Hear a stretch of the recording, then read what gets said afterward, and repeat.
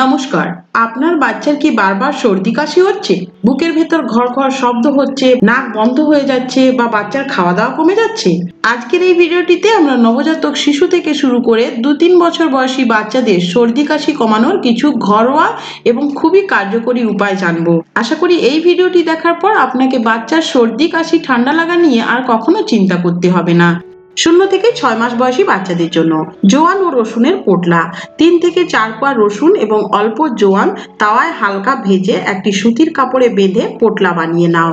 এটি বাচ্চার বালিশের আশেপাশে রেখে দাও। এর গন্ধে বাচ্চার বন্ধ নাক খুলে যাবে। বিশেষ করে শীতকালে আমাদের ঘরের ভেতরের হাওয়া শুষ্ক হয়ে যায়, তাই বাচ্চার ঘরের শুষ্ক ভাব দূর করতে এবং শ্বাস প্রশ্বাস স্বাভাবিক রাখতে হিউমিডিফায়ার ব্যবহার করো।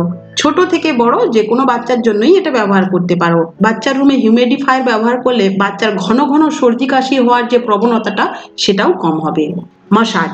সর্ষের তেলে রসুন ফুটিয়ে হালকা গরম অবস্থায় বাচ্চার হাতে ও পায়ের তালুতে মাসাজ করো। এতে শরীর গরম হবে, বাচ্চার ব্লাড সার্কুলেশন ভালো হবে এবং বাচ্চা আরাম পাবে। Breast feeding. সর্দি হলে বাচ্চাকে প্রতি 2 ঘন্টা অন্তর স্তনপান করাও বা ফর্মুলা দুধ খাওয়াও। এতে বাচ্চার শরীরে জলের ঘাটতি মিটবে এবং রোগ প্রতিরোধক ক্ষমতা বাড়বে। ন্যাসোক্লিয়ার ড্রপ।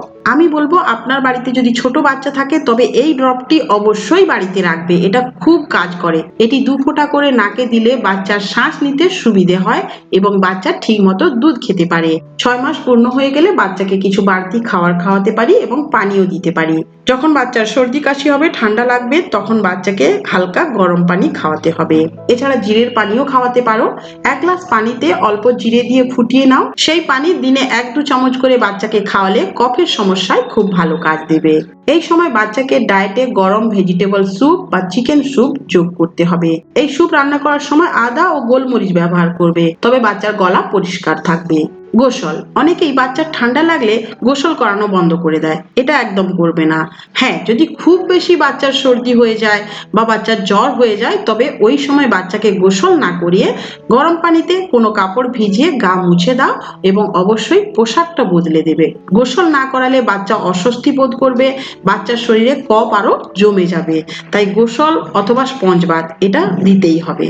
এবার 1 থেকে 2 বছর বা 3 বছর বয়সী বাচ্চাদের জন্য এই বয়সী বাচ্চাদের খাবারে আমরা আরো কিছু অ্যাড করতে পারি, যেমন মধু, গরুর দুধ, গুড় এগুলো অ্যাড করতে পারি। তো চলো এদের কি করা যায়। আদা ও মধু।